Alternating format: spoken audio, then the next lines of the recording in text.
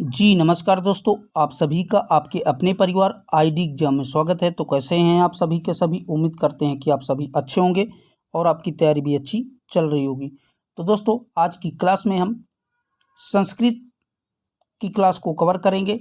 ये आपकी DElEd first semester Sanskrit का जो 7वां पेपर होता है उसको आज हम कवर करने वाले हैं। इसके बहुविकल्पी और अतिलघु क्वेश्चनों को जो आपके 2016 से लेकर के 2024 तक के जितने भी प्रीवियस ईयर क्वेश्चन पेपर हुए हैं उन सभी के बहुविकल्पी और अतिलघु प्रश्नों को इस क्लास में कवर किया जाएगा। और साथ ही बता दें कि अदर सब्जेक्ट की क्लासेस भी हमने करवा दिया है। जिन लोगों ने उन क्लासों को नहीं देखा है तो चैनल के प्लेलिस्ट में जाकर के देख सकते हैं, जो कि डीएलएड फर्स्ट सेमेस्टर के नाम से बनी हुई है। उसमें आपके सभी सब्जेक्ट्स के क्लासें आपको मिल जाएंगी। और चैनल पे नए हैं तो चैनल को सब्सक्राइब कर बेल आइकन को दबा दीजिए, ताकि आगे आने वाली डीएलएड की जो भी क्लासेस हैं आप तक पहुंचती रहें। तो चलिए दोस्तों कंटिन्यू करते हैं आज की क्लास को। तो ये दोस्तों आपका 2016 का क्वेश्चन पेपर है। तो इसका पहला बहुविकल्पी प्रश्न जो आया था, कह रहा है कि विसंज्ञा शब्द का अर्थ लिखिए। तो बताइए दोस्तों विसंज्ञा शब्द का अर्थ कौन सा है इन चारों में। तो राइट आंसर हो जाएगा चेतनाहीन विसंज्ञा शब्द का अर्थ होता है। तो ऑप्शन नंबर सी आपका करेक्ट हो जाएगा। और इसका अर्थ होता है जिसे होश में ना हो, अर्थात जो बेहोश हो अर्थात मूर्छित हो, उसे जो है विसंज्ञा संस्कृत में कहा जाता है। ठीक है दोस्तों, आइए देखते हैं अगले क्वेश्चन को। अगला जो क्वेश्चन है कह रहा है कि धेनुआ शब्द में लिंग वचन व विभक्ति बताइए। तो आपको धेनुआ शब्द में लिंग वचन और विभक्ति बताना है। तो इसमें जो है स्त्रीलिंग एक वचन तृतीय विभक्ति है। ठीक है दोस्तों, कौन सी स्त्रीलिंग एक वचन और तृतीय विभक्ति है। तो ऑप्शन नंबर बी आपका करेक्ट हो जाएगा। धेनुआ शब्द में देख लीजिए, इसका जो है तृतीय विभक्ति में धेनुआ, धेनुआभ्य, धेनुआभि ये चलता है। ठीक है दोस्तों, आइए देखते हैं अगले क्वेश्चन को।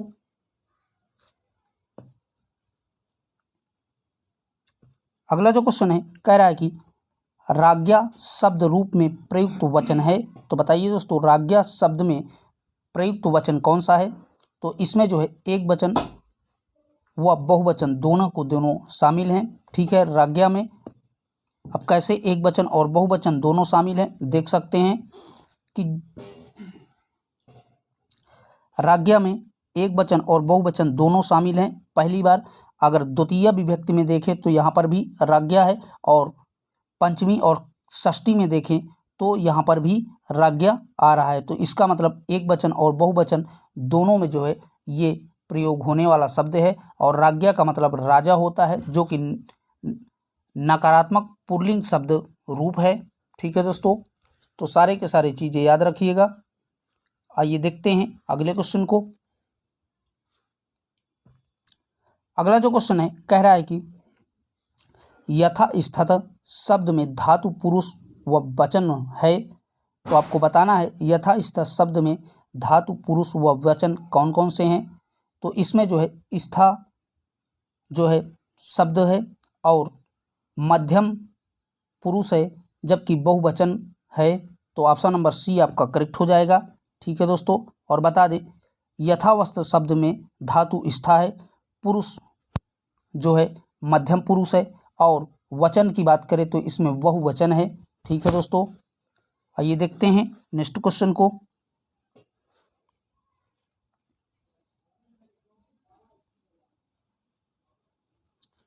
अगला जो क्वेश्चन है कह रहा है कि हम सब पाठ पढ़ेंगे वाक्य का संस्कृत अनुवाद है।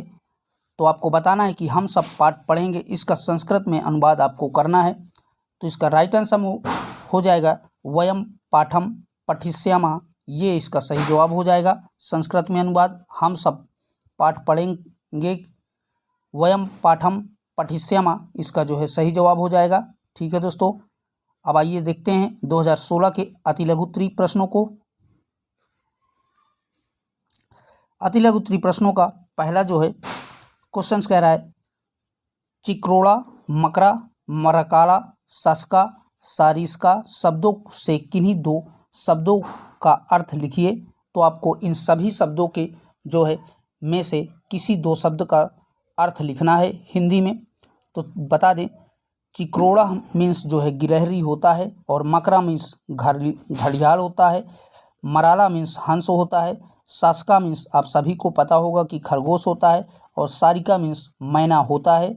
स्क्रीनशॉट लेना चाहते हैं तो ले सकते हैं। आइए देखते हैं अगले क्वेश्चन को। अगला जो क्वेश्चन है कह रहा है कि चाहिए के योग में किस लकार का प्रयोग किया जाता है। तो बताइए दोस्तों, चाहिए के अर्थ में अर्थात योग में किस लकार का प्रयोग किया जाता है। तो बता दें चाहिए के योग में विधिलिंग लकार का प्रयोग किया जाता है। याद रखिएगा किसका दोस्तों, विधिलिंग लकार का इसमें प्रयोग किया जाता है चाहिए के योग में। चलिए देखते हैं नेक्स्ट क्वेश्चन को। क्वेश्चन कह रहा है पितर शब्द में किस विभक्ति का प्रयोग हुआ है।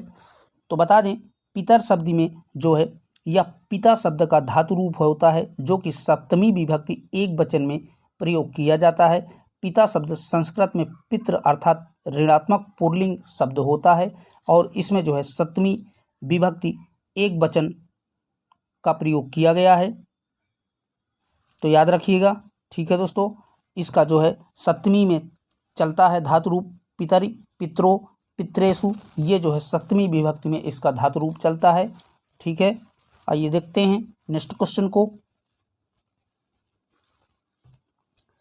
क्वेश्चन कह रहा है भविष्यत काल को दर्शाने के लिए किस लकार का प्रयोग किया जाता है। तो बताइए दोस्तों भविष्यत काल को दर्शाने के लिए किस लकार का प्रयोग किया जाता है। तो बता दें भविष्यत काल को दर्शाने के लिए लिट लकार का प्रयोग किया जाता है। किसका दोस्तों, लिट लकार का प्रयोग किया जाता है। और बता दें क्रिया के जिस रूप से आने वाले समय का बोध होता है उसे भविष्यत काल कहते हैं। तो ये भी साथ में याद रखिएगा, क्रिया के जिस रूप से आने या किसी कार्य के होने का बोध होता है उसे ही भविष्यत काल कहा जाता है। ठीक है दोस्तों, आइए देखते हैं अगले क्वेश्चन को।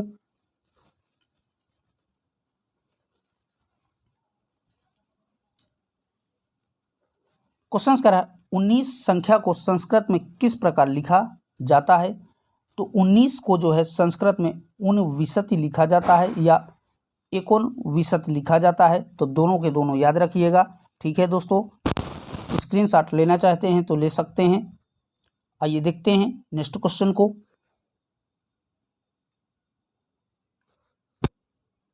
अगला जो क्वेश्चन है कह रहा है कि क्वेश्चन है संप्रदान कारक का प्रयोग किस विभक्ति के लिए किया जाता है। तो बताइए दोस्तों संप्रदान कारक का प्रयोग किस विभक्ति के लिए किया जाता है। तो बता दें संप्रदान कारक का प्रयोग हमेशा हमेशा चतुर्थी विभक्ति के लिए किया जाता है। कर्ता जिसके लिए कुछ कार्य करता है अथवा जिसे कुछ देता है उसे व्यक्त करने के लिए संप्रदान कारक कहते हैं। उदाहरण के तौर पे मैं सुरेश के लिए चाय बना रहा हूँ। तो याद रखिएगा इसका जो है चतुर्थी विभक्ति के लिए किया जाता है, और इसके साथ के लिए शब्द हमेशा हमेशा आता है। कौन सा, संप्रदान की के लिए हमेशा हमेशा शब्द आता है। तो याद रखिएगा, और इसको चतुर्थी विभक्ति के लिए प्रयोग किया जाता है। कुछ कार्य करने के लिए, कुछ देने के लिए या कुछ व्यक्त करने के लिए इसका प्रयोग संप्रदान विभक्ति का प्रयोग किया जाता है, और ये चतुर्थी विभक्ति में प्रयोग होता है। ठीक है दोस्तों, आइए देखते हैं नेक्स्ट क्वेश्चन को, अर्थात नेक्स्ट ईयर के क्वेश्चन पेपर पे। ये आपका 2016 का अति लघु उत्तरी का लास्ट क्वेश्चन था। यहाँ से आपका लघु उत्तरी क्वेश्चन हैं जिसको हम दूसरे क्लास में कवर करेंगे। तो दोस्तों अब हम आ चुके हैं 2017 के क्वेश्चन पेपर पे। तो 2017 का पहला बहुविकल्पी प्रश्न था घोटका शब्द का अर्थ है। तो बताइए दोस्तों घोटका शब्द का अर्थ क्या है। इनमें से बिल्ली है, गधा है, घोड़ा है या हाथी। तो राइट आंसर हो जाएगा घोटका शब्द का सही अर्थ जो है घोड़ा होता है। तो ऑप्शन नंबर सी आपका करेक्ट हो जाएगा। आइए देखते हैं नेक्स्ट क्वेश्चन को। क्वेश्चन है षोडशा शब्द का अर्थ है। तो बताइए दोस्तों षोडशा शब्द का सही अर्थ इनमें से कौन सा है। तो राइट आंसर हो जाएगा षोडशा शब्द का अर्थ 16 होता है। तो ऑप्शन नंबर डी आपका करेक्ट हो जाएगा।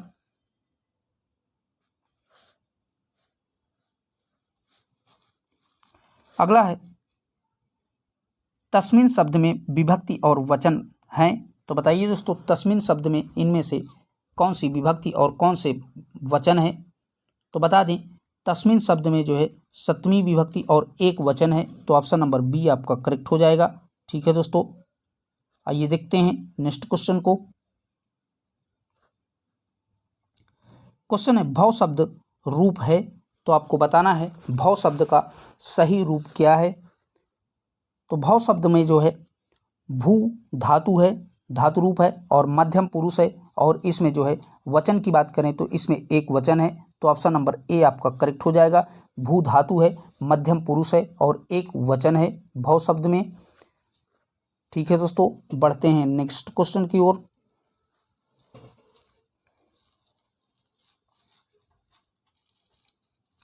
अगला जो क्वेश्चन है कह रहा है कि उकारांत पुल्लिंग शब्द हैं। तो इनमें से बताइए उकारांत पुल्लिंग शब्द कौन सा है। तो दोस्तों आपके पेपर में मिस्टेक हो गया था, भानु और विष्णु दोनों के दोनों शब्द इसमें उकारांत पुल्लिंग शब्द थे, जो कि मिस्टेक, प्रिंटिंग मिस्टेक हुई होगी 2016 में, 17 में जो क्वेश्चन पेपर ये आया था वही है। आइए देखते हैं इसके अतिलघु उत्तरीय प्रश्नों को। अगला जो क्वेश्चन है कह रहा है कि निम्नलिखित पशु पक्षियों के नाम संस्कृत में लिखिए। तो आपको गधा, तोता, मछली, बकरी, इन सभी जो है पशु पक्षियों के नाम संस्कृत में लिखना है।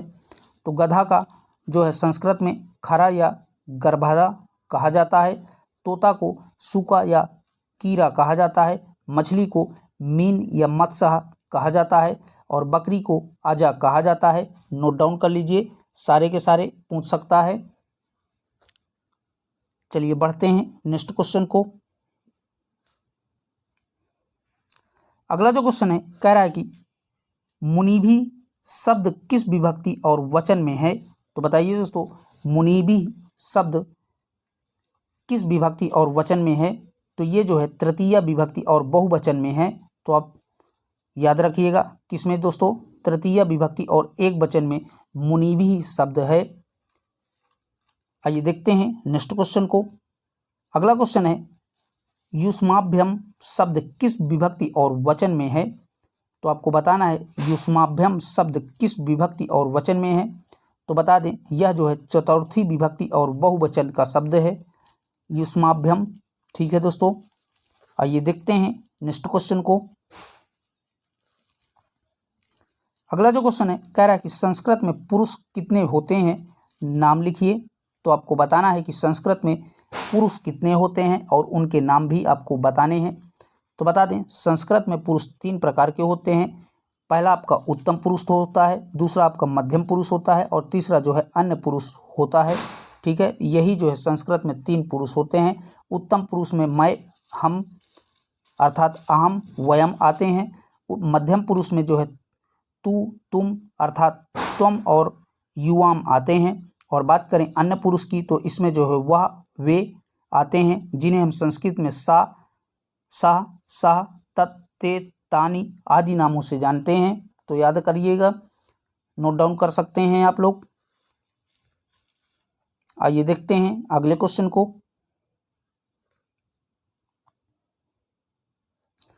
क्वेश्चन कह रहा है न्यायात पथम प्रविचलितन पदम न धीरा, इस वाक्य का हिंदी में अर्थ लिखिए।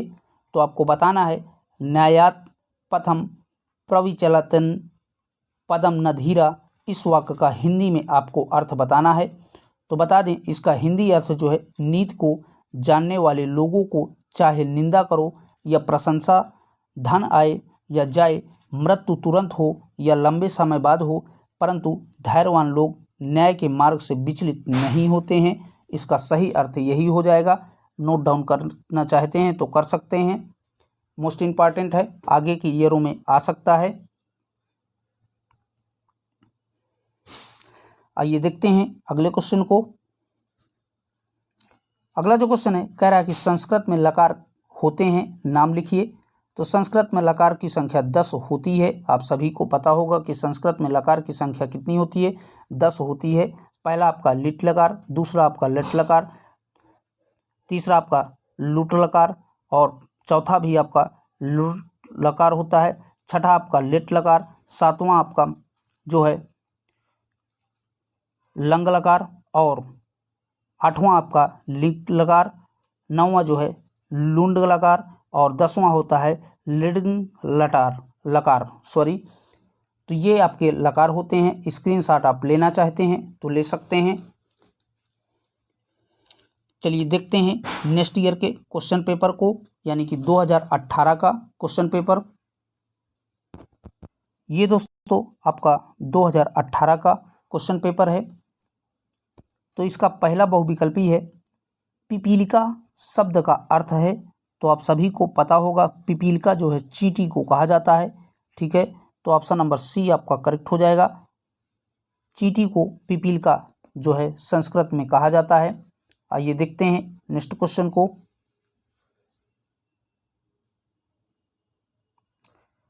अगला जो क्वेश्चन है कह रहा है कि एकोन विंशति पद संख्या का बोधक है। तो बताइए दोस्तों एकोन विंशति पद संख्या का बोधक कौन सा है। अभी ये 2016 में भी क्वेश्चन पूछा गया है।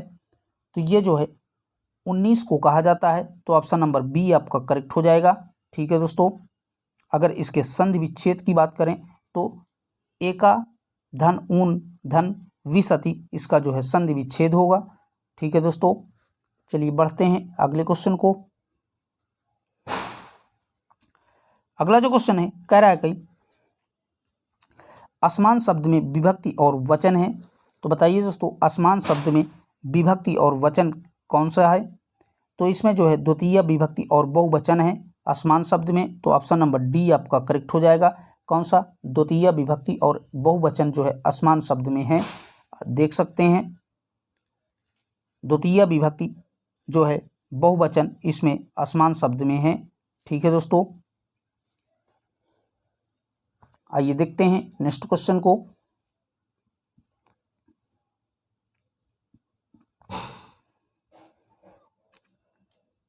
अगला जो क्वेश्चन है कह रहा है कि पा धातु का लंग लकार मध्यम पुरुष द्वितीय वचन में रूप होता है। तो बताइए दोस्तों इसमें जो है पा धातु का लंग लकार मध्यम पुरुष द्विवचन में धातु रूप होता है। तो इसका जो है अपिवत इसका होता है, लंग लकार मध्यम पुरुष और द्विवचन में अपिवत इसका धातु रूप होता है। तो ऑप्शन नंबर बी आपका करेक्ट हो जाएगा। देख सकते हैं आप लोग। आइए देखते हैं नेक्स्ट क्वेश्चन को। अगला जो क्वेश्चन है कह रहा है कि उत्तम पुरुष से संबंधित सर्वनाम शब्द है। तो बताइए दोस्तों उत्तम पुरुष से संबंधित इनमें से सर्वनाम कौन सा है। उसका, तुम्हारा, मैं या वे। तो उत्तम पुरुष में जो है मैं, हम, मेरा, हमारा ये सारे शब्द आते हैं। तो राइट आंसर हो जाएगा ऑप्शन नंबर सी करेक्ट हो जाएगा। और बता दें कि उत्तम पुरुष वाले सर्वनाम शब्द में मैं, हम, मेरा, हमारा, हमें, हमने इत्यादि जो है शब्द आते हैं। तो याद रखिएगा अगर आपसे मध्यम पुरुष पूछता है तो मध्यम पुरुष में तुम, तुम्हें, तुमने, तुम्हारा शब्द आते हैं। अगर अन्य पुरुष में पूछे तो अन्य पुरुष में वह, उन्हें, उसका आदि चीज़ें जो है आती हैं। तो तीनों के तीनों याद रखिएगा, मोस्ट इम्पॉर्टेंट है, पूछ सकता है। आइए देखते हैं अब इसके अति लघु उत्तरीय प्रश्नों को। क्वेश्चंस करा है संस्कृत में लिंग कितने प्रकार के होते हैं, नाम लिखिए। तो संस्कृत में लिंग 3 प्रकार के होते हैं। कौन कौन से, पुल्लिंग, स्त्रीलिंग, नपुंसक लिंग। यही जो है 3 प्रकार के संस्कृत में लिंग होते हैं, ठीक है दोस्तों। इंपॉर्टेंट है, याद रखिएगा। दोस्तों आप सभी से रिक्वेस्ट है कि जिन लोगों ने चैनल को सब्सक्राइब नहीं किया है तो प्लीज़ आप सभी से रिक्वेस्ट है कि चैनल को भी आप लोग सभी सब्सक्राइब कर दीजिए, क्योंकि मैं और मेरी टीम आपके लिए इतना मेहनत करते हैं। तो प्लीज़ सभी लोग जो है चैनल को भी सब्सक्राइब कर दीजिए। आइए देखते हैं अगले क्वेश्चन को। क्वेश्चन है लेट लकार का प्रयोग किस काल के लिए किया जाता है, मोस्ट इंपॉर्टेंट है। तो बताइए दोस्तों लेट लकार का प्रयोग किस काल के लिए किया जाता है। ये 2016 में भी पूछा गया था। तो बता दें लेट लकार का प्रयोग हमेशा हमेशा वर्तमान काल के लिए किया जाता है। जैसे श्याम माह जो है खेलती, यहाँ पर जो है लट लकार का प्रयोग किया गया है, श्यामा खेलति में। ठीक है दोस्तों, अगर अन्य उदाहरण की बात करें लट लकार की, तो ये जो है भविष्यत काल के लिए प्रयोग होता है। विधिलिंग लकार की बात करें तो ये चाहिए के अर्थ में जो है प्रयोग होता है, 2017 के क्वेश्चन पेपर में हमने बताया अभी। और लोट लकार की अगर बात करें तो ये जो है आज्ञार्थक वाक्य में जो है प्रयोग होता है। तो सारे के सारे याद रखिएगा। आइए देख लेते हैं अगले क्वेश्चन को। क्वेश्चन कह रहा है गम धातु के प्रथम पुरुष बहुवचन का रूप लंग लकार में क्या होगा। तो आपसे पूछा है कि गम धातु के प्रथम पुरुष बहुवचन का रूप जो है लंग लकार में क्या होगा। तो बता दें गम धातु का लंग लकार अर्थात भूतकाल में जो है इसका प्रथम पुरुष बहुवचन में आगच्छन् होगा। क्या होगा दोस्तों, आगच्छन् इसका जो है शब्द बनेगा। तो लिख लीजिए, नोट डाउन कर लीजिए, आ सकता है। ठीक है दोस्तों, चलिए बढ़ते हैं नेक्स्ट क्वेश्चन की ओर।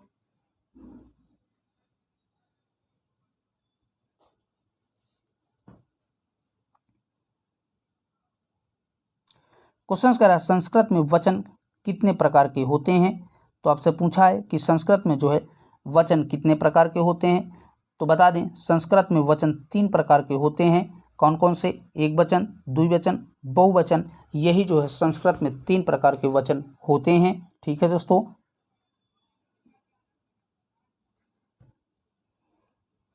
क्वेश्चन कह रहा है बालकय शब्द में प्रयुक्त विभक्ति और वचन लिखिए। तो आपको बताना है कि बालकय शब्द में विभक्ति और वचन बताना है। तो बता दें इसमें जो है तृतीय विभक्ति बहुवचन का प्रयोग किया गया है।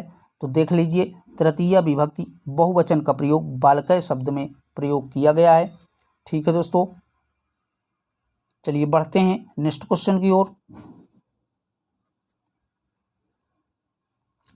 क्वेश्चन करा है नवीनतम शब्द का हिंदी अर्थ क्या है।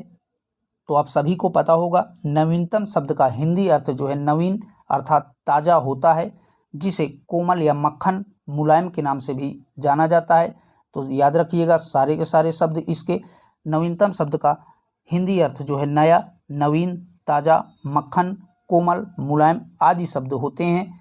ठीक है दोस्तों, आइए बढ़ते हैं अब नेक्स्ट ईयर के क्वेश्चन पेपर पे, यानी कि 2019 के क्वेश्चन पेपर पर। दोस्तों ये आपका 2021 का क्वेश्चन पेपर है, क्योंकि 2019 और 2020 में कोरोना काल में कोई भी आपका पेपर नहीं हुआ है, सबको प्रमोट कर दिया गया था। तो 2 सालों में कोई भी आपका किसी भी सेमेस्टर का पेपर नहीं किया गया है 2019 और 2020 में। ये आपका 2021 का क्वेश्चन पेपर है। तो 2021 का क्वेश्चन पेपर में पहला बहुविकल्पी प्रश्न था सर्व शब्द का स्त्रीलिंग सप्तमी विभक्ति एक वचन का रूप है।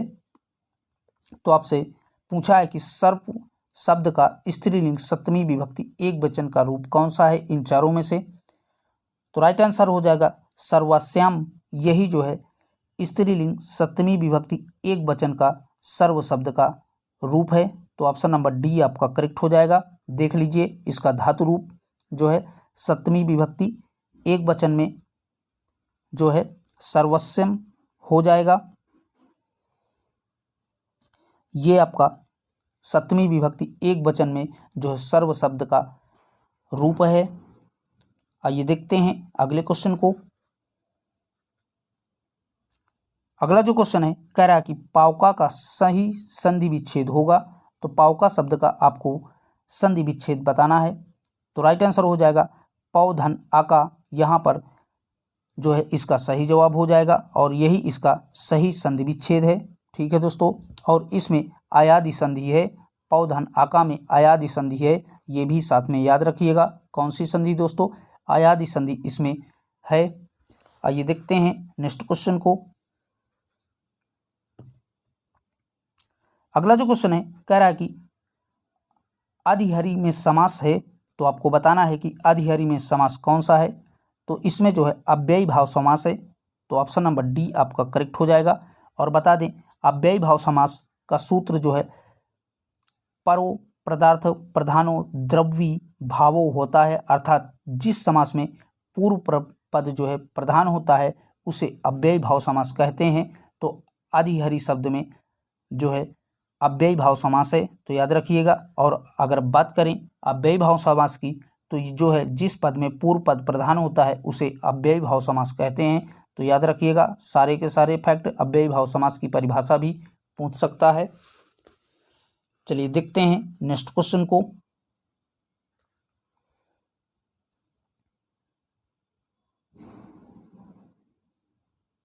अगला जो क्वेश्चन है कह रहा है कि 29 शब्द की शुद्ध संस्कृत संख्या नहीं है, तो इनमें से आपको 29 शब्द की सही संस्कृत शब्द जो नहीं है इन चारों में से उसका चयन करना है। तो इन चारों में से 90 यही आपका गलत दिया हुआ है, तो ऑप्शन नंबर बी आपका करेक्ट हो जाएगा। ठीक है दोस्तों, और बता दें 29 शब्द को जो है नव विशति, एको त्रिशति और ऊन त्रिशति जो है लिख सकते हैं। ठीक है दोस्तों, आइए देखते हैं अगले क्वेश्चन को।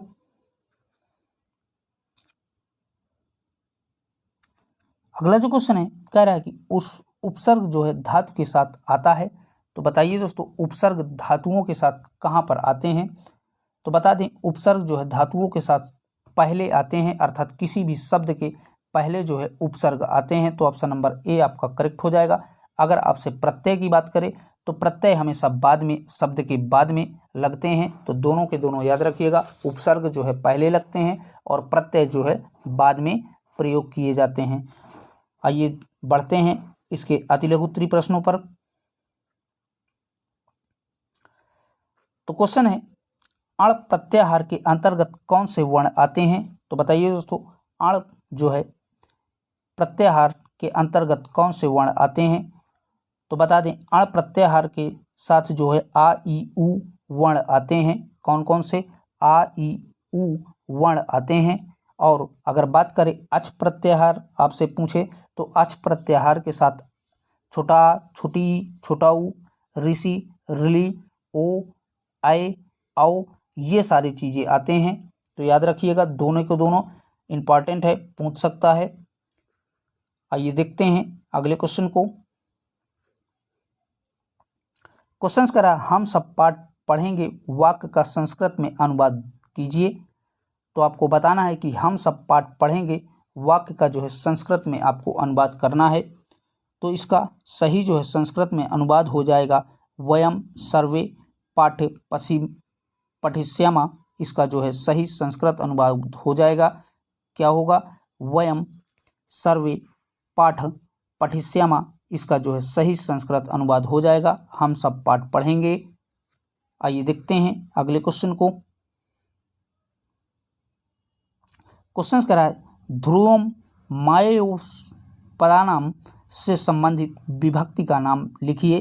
तो आपको बताना है ध्रुवम मायोपदानाम से संबंधित विभक्ति का नाम लिखना है। तो बता दें इसमें जो है अपाय अर्थात अलग होना, अपादान का अर्थ में जो ध्रुव है जिससे कोई वस्तु अलग हो रही है उसे अपादान कहते हैं, अर्थात जहाँ पर अलगाव की स्थिति होती है वहाँ पर अपादान कारक होता है। तो इसका जो है पंचमी विभक्ति में प्रयोग किया गया है, तो याद रखिएगा। ठीक है दोस्तों, इसका किसमें, पंचमी विभक्ति में प्रयोग किया गया है और यह अपादान कारक से संबंध रखता है। ठीक है, और बता दें अपादान कारक वहाँ पर प्रयोग किया जाता है जहाँ पर कोई भी चीज़ किसी से अलग होती है, जैसे वृक्षात पत्रम पतति, अर्थात वृक्ष से पत्ता जो है गिरता है। तो कहने का मतलब वृक्ष से पत्ता अलग हो रहा है, तो अपादान कारक जो है अलगाव के अर्थ में प्रयुक्त होता है, याद रखिएगा। आइए देखते हैं अगले क्वेश्चन को।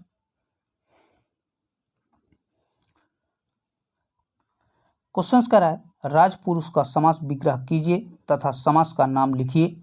तो आपको बताना है कि राजपुरुष में कौन सा समास है और उसका समास विग्रह भी आपको करना है, लेकिन इसका समास विग्रह आप संस्कृत में ही करना होगा, ना कि हिंदी में। ठीक है दोस्तों, क्योंकि आपका संस्कृत का पेपर है तो समास विग्रह आप संस्कृत में ही कीजिएगा, ना कि हिंदी में।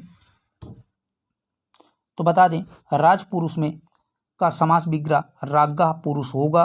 क्या होगा दोस्तों? रागा पुरुष इसका समास विग्रह होगा। और इसमें जो है तत्पुरुष समास है, जो कि षष्ठी विभक्ति में प्रयोग किया गया है। कौन सा पुरुष है? तत्पुरुष समास है और ये षष्ठी विभक्ति में प्रयोग हुआ है। आइए देखते हैं नेक्स्ट क्वेश्चन को। क्वेश्चन है, हरि शब्द की द्वितीय विभक्ति के तीनों वचनों का रूप लिखिए। तो हरि शब्द का द्वितीय विभक्ति के तीनों वचनों का धातु रूप जो है हरिम, हरि, हरिन हो जाएगा। तो याद रखिएगा क्या हो जाएगा? हरिम, हरि, हरिन जो है इसका तीनों विभक्तियों में एक वचन, द्विवचन, बहुवचन में द्वितीय विभक्ति का हो जाएगा। ठीक है दोस्तों, आइए देख लेते हैं अगले क्वेश्चन को।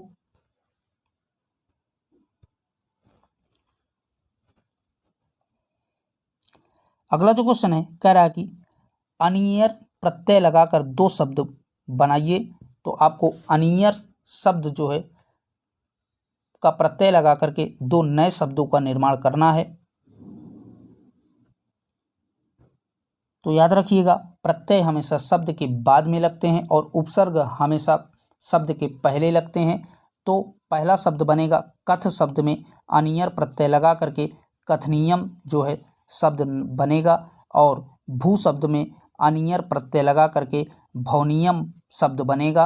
और अगर इसका जो है तीनों लिंगों में बात करें तो अकथनीयम, अकथनी, अकथनीय ये जो है बनेगा। और भू शब्द की अगर बात करें तो इसका जो है नपुंसक लिंग भवनीयम, पुल्लिंग जो है भवनीय, और स्त्रीलिंग भवनीया बनेगा। तो याद रखिएगा दोस्तों। अब बढ़ते हैं नेक्स्ट ईयर के क्वेश्चन पेपर पे, यानी 2022 के क्वेश्चन पेपर पे। ये आपका 2021 का क्वेश्चन पेपर जो है यहीं तक इसके अति लघु उत्तरीय प्रश्न थे। ये आपका 2022 का क्वेश्चन पेपर है दोस्तों। अब इसका पहला बहुविकल्पी प्रश्न है, ज्ञ संयुक्त रूप है। तो आपको बताना है कि ज्ञ जो है शब्द किस किस शब्द से मिलकर के बना है।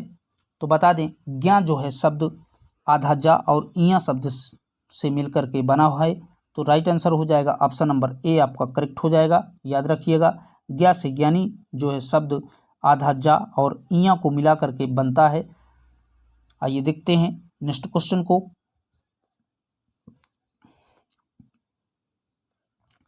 अगला जो क्वेश्चन है कह रहा है कि प्रियांगु शब्द बोधक है। तो बताइए दोस्तों, प्रियांगु शब्द जो है किसका बोधक कराता है? तो प्रियांगु शब्द जो है बाजरे का बोध कराता है। तो ऑप्शन नंबर सी आपका करेक्ट हो जाएगा। आइए देखते हैं नेक्स्ट क्वेश्चन को। क्वेश्चन है, नैद्य शब्द रूप है। तो बताइए दोस्तों, नैद्य जो है शब्द रूप किसका है? इसमें कितनी कौन सी विभक्ति और किस वचन का शब्द है? तो इसमें जो है चतुर्थी विभक्ति और एक वचन प्रयोग हुआ है नैद्य शब्द में। तो ऑप्शन नंबर सी आपका करेक्ट हो जाएगा, चतुर्थी विभक्ति एक वचन। आइए देखते हैं अगले क्वेश्चन को। अगला जो क्वेश्चन है कह रहा है कि पठामी धातु रूप है। तो आपको बताना है कि पठामी धातु रूप में जो है कौन सा शब्द का प्रयोग किया गया है। तो राइट आंसर हो जाएगा ऑप्शन नंबर बी, इसमें पठ धातु रूप का प्रयोग किया गया है। तो ऑप्शन नंबर बी आपका करेक्ट हो जाएगा। ठीक है दोस्तों, पठामी शब्द में पठ धातु का प्रयोग किया गया है। आइए देखते हैं नेक्स्ट क्वेश्चन को। क्वेश्चन कह रहा है, अशुद्ध शब्द वाक्य है। तो बताइए दोस्तों, इन चारों में से अशुद्ध वाक्य कौन सा है? अहम पठामी, मोहना गच्छति, मनः फलम आनयत और मम सह रमेशा गच्छति में जो है इन चारों में से कौन सा गलत दिया हुआ है? तो राइट आंसर हो जाएगा ऑप्शन नंबर डी, मम सह रमेशा गच्छति। यह जो है गलत दिया हुआ है, क्योंकि यहाँ पर दो कर्ता एक साथ आ गए हैं, मम और सह, इसीलिए ये शब्द आपका गलत है। ठीक है दोस्तों, आइए बढ़ते हैं इसके जो है अति लघु उत्तरीय क्वेश्चनों को देखते हैं। क्वेश्चन है अधोलिखित का संस्कृत में लिखिए। आपको कुछ शब्द दिए हैं, इनके जो है संस्कृत में अनुवाद करना है, अर्थात इनका संस्कृत में शब्द को लिखना है। सरसों, शरीफा, कटहल, पीपल, इन शब्दों को जो है आपको संस्कृत में लिखना है। तो सरसों का जो है सरसपा हो जाएगा, शरीफा का जो है सीताफलम हो जाएगा, कटहल का जो है पनसम हो जाएगा और पीपल का जो है अस्त्रस्थ हो जाएगा। तो याद रखिएगा, स्क्रीनशॉट लेना चाहते हैं तो ले सकते हैं। आइए देखते हैं अगले क्वेश्चन को।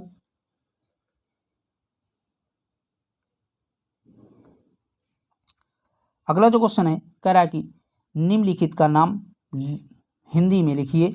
तो आपको कुछ शब्द दिए हैं, इनके आपको हिंदी में नाम लिखना है।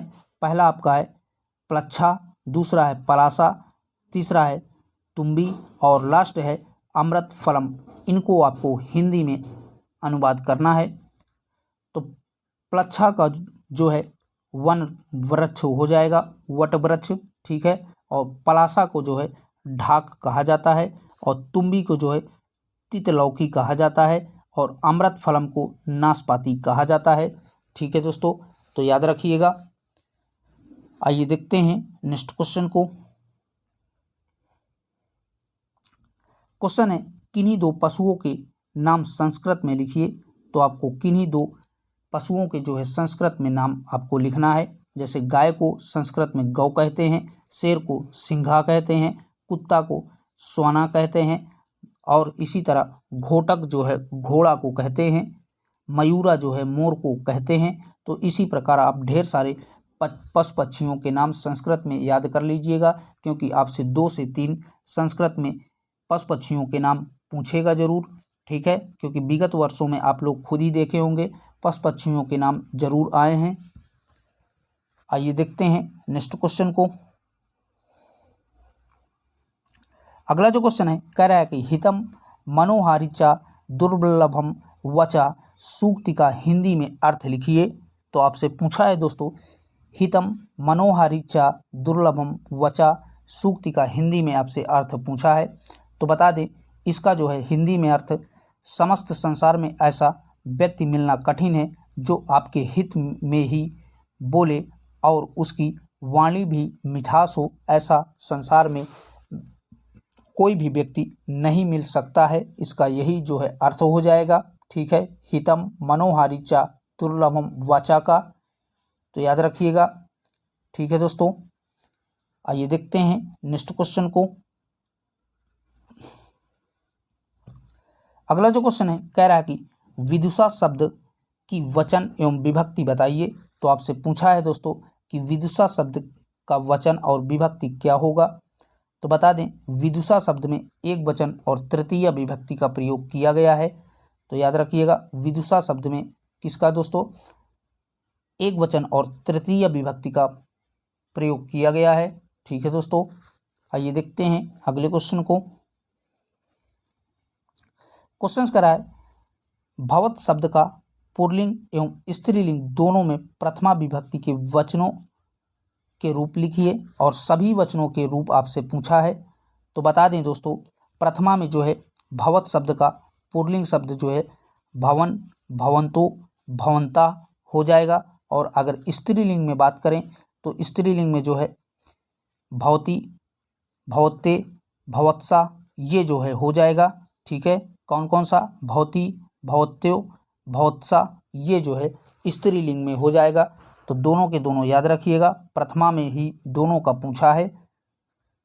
आइए देखते हैं नेक्स्ट ईयर के क्वेश्चन पेपर को। ये आपका 2022 का क्वेश्चन पेपर भी ख़त्म हो गया। अब बढ़ते हैं 2023 के क्वेश्चन पेपर पे। ये दोस्तों आपका 2023 का क्वेश्चन पेपर है। तो 2023 के क्वेश्चन पेपर में पहला वस्तुनिष्ठ अर्थात बहुविकल्पी प्रश्न आया था, छतरी वाले छा संयुक्त रूप है। तो छा शब्द का आपको संयुक्त रूप बताना है, अर्थात छतरी छा वाला शब्द किन 2 शब्दों से मिलकर के बना हुआ है, अर्थात यह किन किन शब्दों से मिलकर के बना है। तो बता दें, ये वाला छा आधा का और षटकोण वाले सा से मिलकर के बना है, तो ऑप्शन नंबर आपका डी करेक्ट हो जाएगा।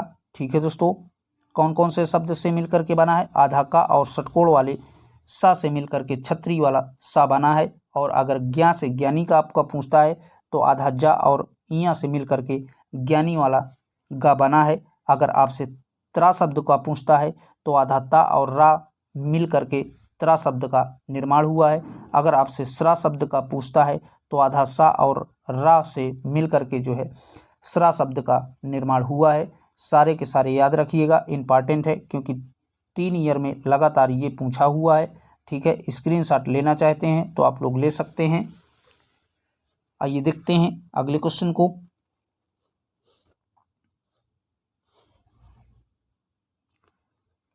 क्वेश्चन कह रहा है द्वादश शब्द बोध है, तो बताइए दोस्तों द्वादश जो है किसे संस्कृत में लिखते हैं? तो बता दें द्वादश को संस्कृत में 12 को लिखते हैं, तो ऑप्शन नंबर बी आपका करेक्ट हो जाएगा। किसे दोस्तों? 12 को द्वादश लिखते हैं। आइए देखते हैं नेक्स्ट क्वेश्चन को।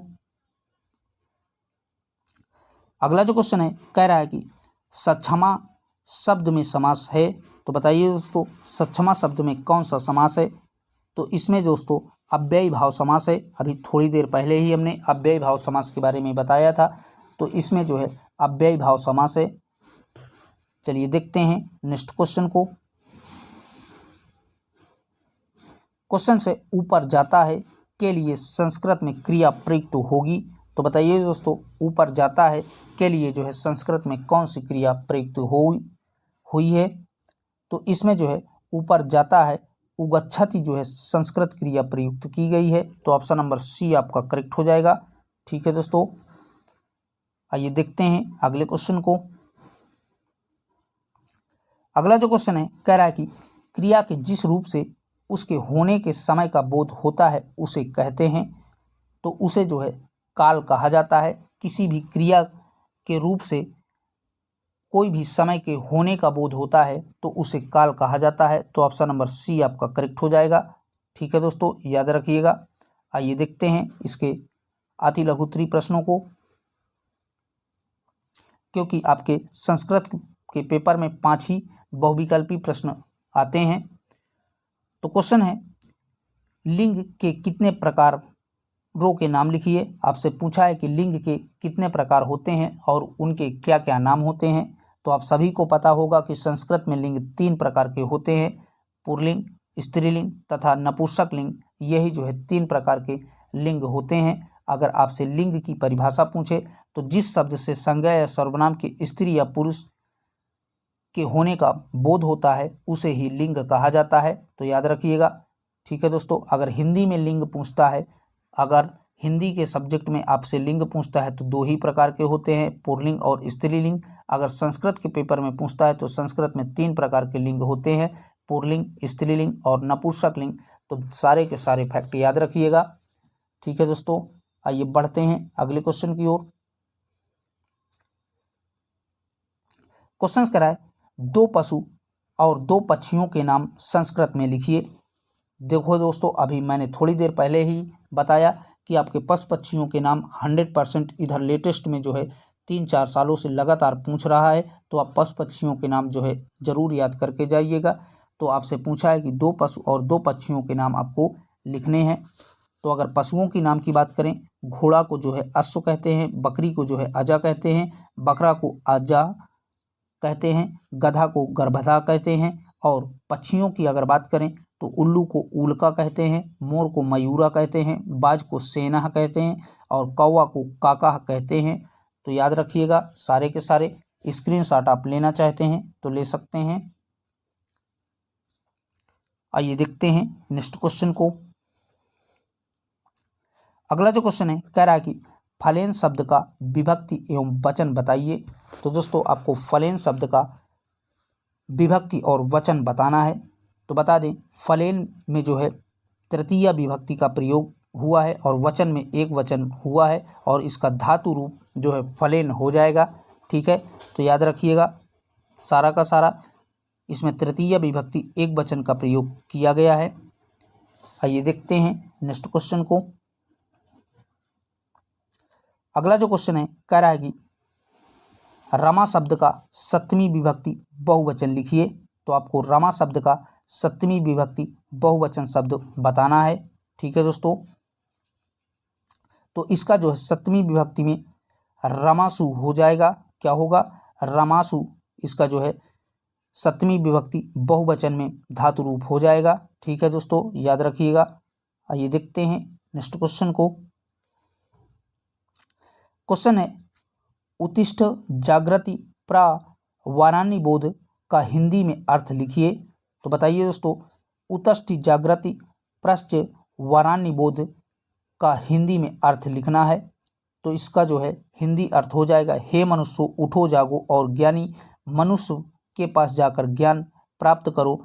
ये जो है उत्तिष्ठ जागृति प्राय वारान्नी बोध का जो है हिंदी अर्थ हो जाएगा। और यह जो है स्वामी विवेकानंद द्वारा कहा गया शब्द है। ठीक है दोस्तों, चलिए देखते हैं नेक्स्ट क्वेश्चन को। अगला जो क्वेश्चन है, चाहिए के लिए अर्थ में कौन सा लकार प्रयुक्त होता है। ये आपका 2016 और 17 और 2022 में जो है आ गया। देखिए क्वेश्चन तो इम्पॉर्टेंट है, याद रखिएगा। चाहिए के अर्थ में जो है कौन सा लकार प्रयुक्त किया जाता है, तो बताइए दोस्तों। तो इसमें जो है विधिलिंग लकार प्रयुक्त किया जाता है। तो याद रखिएगा, चाहिए के अर्थ में जो है विधिलिंग लकार का प्रयोग किया जाता है। ठीक है दोस्तों, आइए बढ़ते हैं अब जो है 2024 के क्वेश्चन पेपर पे। ये दोस्तों आपका 2024 का क्वेश्चन पेपर है। तो 2024 का पहला बहुविकल्पी प्रश्न था, मार्गशीर्ष शब्द किस महीने का बोध है। तो बताइए दोस्तों, मार्गशीर्ष शब्द किस महीने का जो है नाम है। तो ये जो है अगहन का जो है नाम है मार्गशीर्ष। तो ऑप्शन नंबर सी आपका करेक्ट हो जाएगा। ठीक है दोस्तों, आइए देखते हैं अगले क्वेश्चन को।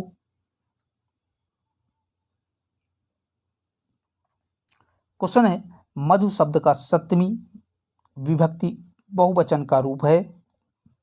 तो आपको बताना है कि मधु शब्द का सप्तमी विभक्ति बहुवचन रूप कौन सा है। तो इसका जो है मधुसु हो जाएगा। तो ऑप्शन नंबर ए आपका करेक्ट हो जाएगा। और आप लोग देख सकते हैं इसका सप्तमी विभक्ति के जो है सभी वचनों को एक वचन, द्विवचन और बहुवचन देख सकते हैं। इसका पूरा पूरा धातु रूप ये है। और आपसे सप्तमी विभक्ति का पूछा था, तो सप्तमी विभक्ति में जो है एक वचन में मधुनी होगा, बहुवचन में मधुनो होगा और जो है बहुवचन में मधुस होगा। तो ये तीनों वचन हैं, एक वचन, द्विवचन, बहुवचन, जो कि सप्तमी विभक्ति आपसे पूछा था। चलिए देखते हैं नेक्स्ट क्वेश्चन को। क्वेश्चन है संस्कृत में वचन कितने प्रकार के होते हैं। अभी थोड़ी देर पहले ही हमने बताया था कि संस्कृत में वचन कितने प्रकार के होते हैं। तो संस्कृत में वचन जो है 3 प्रकार के होते हैं, एक वचन, द्विवचन, बहुवचन। यही जो है 3 प्रकार के संस्कृत में वचन होते हैं। तो ऑप्शन नंबर बी आपका करेक्ट हो जाएगा। अगर हिंदी में आपसे पूछता है तो हिंदी में केवल 2 प्रकार के वचन होते हैं। कौन से? एक वचन, बहुवचन। हिंदी में केवल 2 होते हैं, लेकिन संस्कृत में 3 प्रकार के वचन होते हैं। ठीक है दोस्तों, आइए देखते हैं अगले क्वेश्चन को। अगला जो क्वेश्चन है कह रहा है कि संस्कृत विश्व की प्राचीनतम भाषा है, वाक्य के किस पद में संबंध कारक है। तो बताइए दोस्तों, इसमें जो है किस पद में संबंध कारक का बोध हुआ है। तो राइट आंसर हो जाएगा विश्व की, इसी जगह पर संबंध कारक का जो है प्रयोग किया गया है, यानी कि विश्व की प्राचीनतम, इसी पे जो है संबंध कारक का बोध हो रहा है। ठीक है दोस्तों, चलिए देखते हैं नेक्स्ट क्वेश्चन को।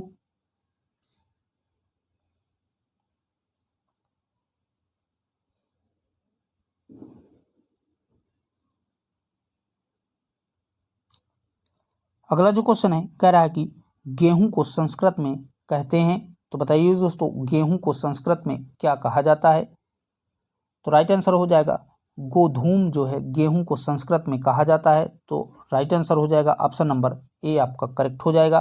ठीक है दोस्तों, और बात करें अदर ऑप्शनों की, व्रीहि की, तो व्रीहि जो है धान को कहा जाता है। याद रखिएगा। और बात करें मास की, तो मास जो है उड़द की दाल को कहा जाता है। तो दोनों के दोनों याद रखिएगा। चलिए देखते हैं नेक्स्ट क्वेश्चन को।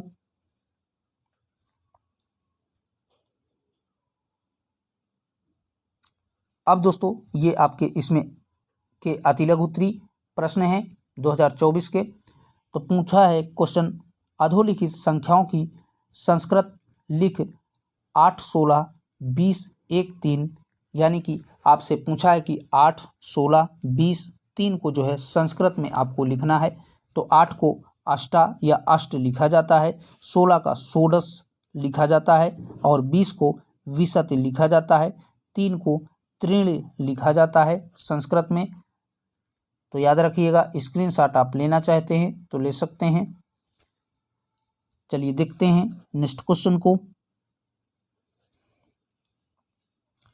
क्वेश्चन करा है, किन्हीं 5 पशुओं के नाम संस्कृत में लिखिए। देखिए दोस्तों, बार बार जो है पशुओं के नाम आपसे पूछ रहा है, पशु पक्षियों के। तो मैं बार बार यही कहेंगे कि आप पशु पक्षियों के कम से कम 10 पशुओं और पक्षियों के जो है नाम याद करके जाइएगा। तो आपसे पूछा है कि 5 पशुओं के नाम संस्कृत में लिखिए। तो श्यान, श्यान मतलब होता है कुत्ता, विडाल मतलब बिल्ली, खर मतलब गधा, अश्व मतलब घोड़ा और सिंह मतलब शेर जो है ये याद रखिएगा। ठीक है, आइए देखते हैं अगले क्वेश्चन को। अगला जो क्वेश्चन है, अगोनी, पुरुष, सिंह, मोती, लक्ष्मी सूक्ति का हिंदी में जो है अर्थ लिखना है। तो आपको दोस्तों अग्नोनी, पुरुष, सिंह, मोती, लक्ष्मी सूक्ति का हिंदी में जो है अर्थ बताना है।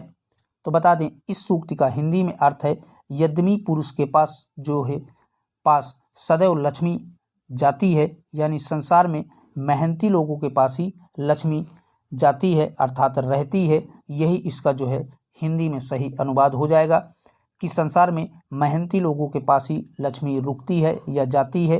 ये इसका सही हिंदी अर्थ हो जाएगा। ठीक है दोस्तों, आइए देखते हैं अगले क्वेश्चन को।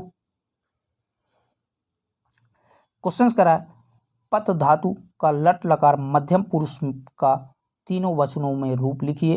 तो आपसे पत धातु का लट लकार मध्यम पुरुष के तीनों वचनों का जो है रूप आपसे पूछा है।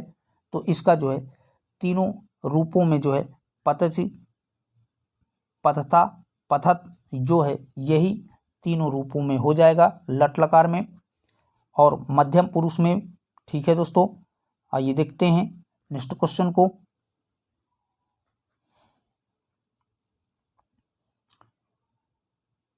अगला जो क्वेश्चन है, कह रहा कि युष्मत सर्वनाम शब्द का तृतीय विभक्ति के तीनों वचनों के रूप लिखिए। तो आपसे पूछा है कि युष्मत सर्वनाम शब्द का तृतीय विभक्ति के तीनों वचनों में जो है इसका रूप आपसे पूछा है। तो इसका जो है तीनों वचनों में तृतीय विभक्ति में त्वया, युवाभ्याम, युयास भी जो है हो जाएगा।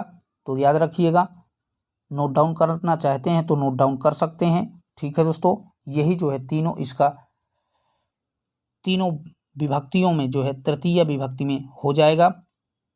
आइए देखते हैं नेक्स्ट क्वेश्चन को। क्वेश्चन है, सा विद्यालयम आगच्छत का हिंदी में अनुवाद लिखिए। तो आपको बताना है कि सा विद्यालयम आगच्छत का हिंदी में अनुवाद क्या होगा। तो इसका हिंदी में अनुवाद होगा, वह विद्यालय गई। यही जो है इसका हिंदी में सही अर्थ हो जाएगा। सा विद्यालयम आगच्छत का यही जो है हिंदी अनुवाद होगा, वह विद्यालय गई।